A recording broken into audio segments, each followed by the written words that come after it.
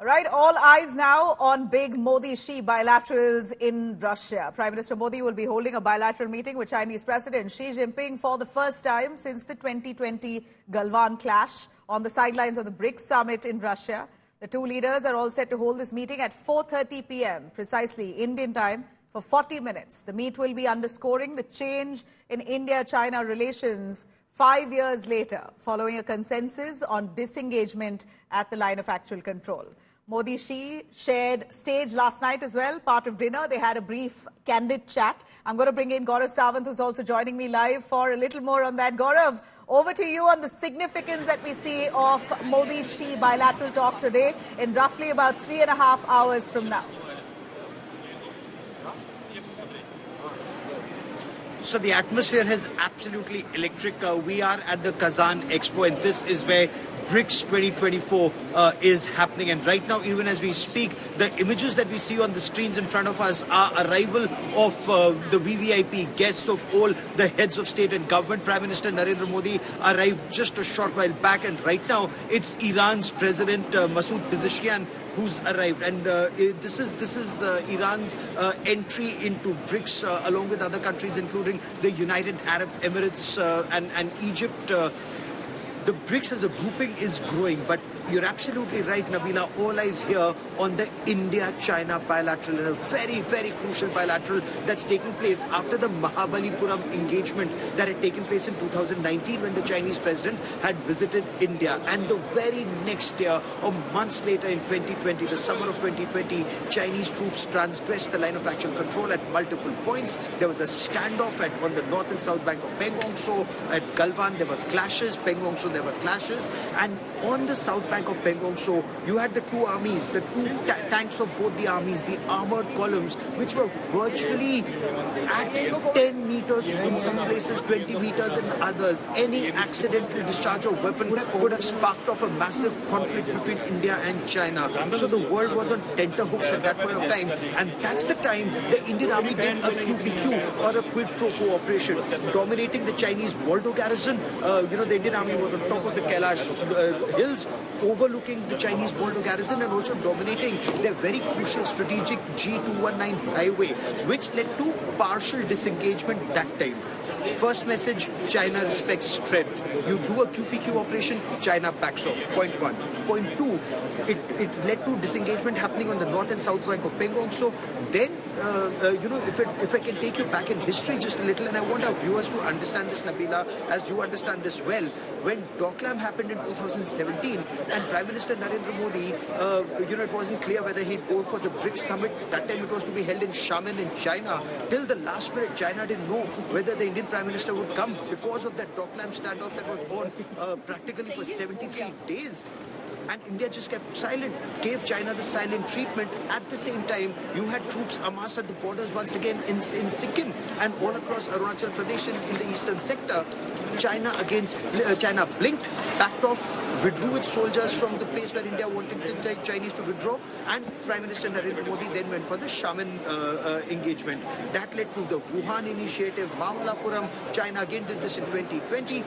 Every time there's a summit, and this is very crucial, every time there's a summit, China then starts to withdraw or disengage, which is what has happened. Just before the BRICS summit, the Chinese have decided to disengage at the remaining two friction points, Depsang in the northern part of eastern Ladakh and Demchok in the southern part of eastern Ladakh. But it's only disengagement, and this means troops move back some distance and restoration of patrolling. So Indian soldiers are able to patrol till patrol point 10, 11 Alpha, 12 Alpha and 13. The friction points where China wasn't permitting India to patrol because they had their soldiers at bottleneck. Similarly, we were not permitting the Chinese to come up to their claim line, which is about a kilometer short of Budse on the way to Daulat Beg Oldi. And during the height of that standoff, Nabila, I've reported from Daulat Beg Oldi, which is the highest point, where India and China are in a way facing off near the Karakoram Pass.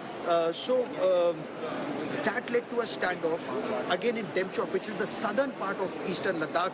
Again, there's a face-off between soldiers. Now, just before this summit here, India and China have agreed that there will be disengagement both at Demchok and at Depsang. Even India grazers will be able to go up to their traditional grazing points.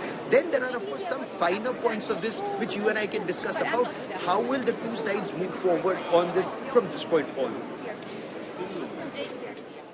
Well, Gaurav, from what we see here, India and China has this relationship has strained in the last 5 years. Could you give us a little insight, apart from, of course, the border friction? Gaurav, if you are able to give us a sense of the kind of economic constraints that both nations have had due to lack of communication. So, that's a very important perspective and a question that you've raised.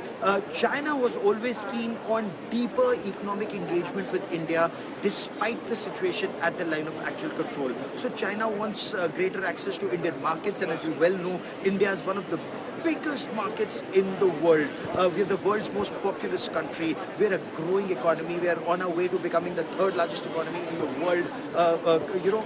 All of this just indicates that West wants access to Indian market, China wants access to Indian market, and our markets are our strength.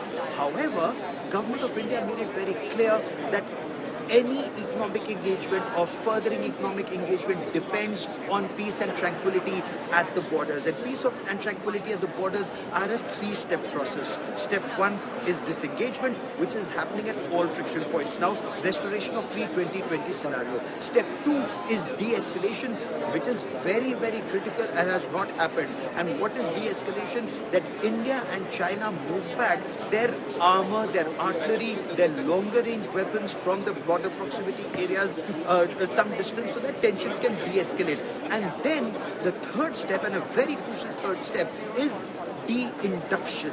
And only when de-induction takes place, and Nabila, what does de-induction mean? The 50,000 troops that are amassed on both sides of the border, they move back to their peacetime location. Now, all of this, while it sounds easy, is very difficult. And India wants de-induction of troops to ensure there is mutual and equal deployment of troops. What does mutual and equal security mean? China has better infrastructure. China can quickly mobilize. India's infrastructure is still coming up. Remember, we've had a lost decade in infrastructure development, where infrastructure development in border areas was very slow.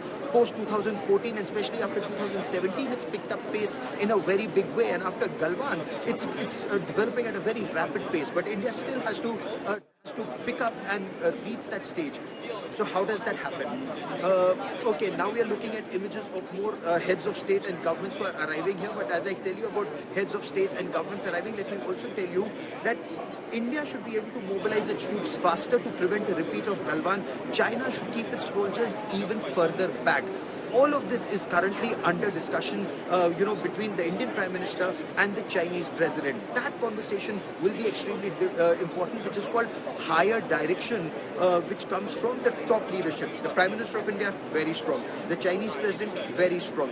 Whenever they direct their respective armies and their diplomats, their army and their diplomats will then guide their respective countries. And even as we speak, the Egyptian president has arrived here. The Egyptian president, again, Egypt has just become a part of this very important grouping.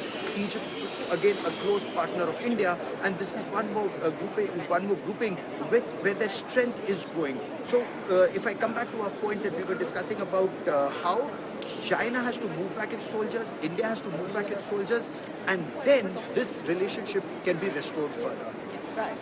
Gaurav, thanks very much. We will keep coming back to you.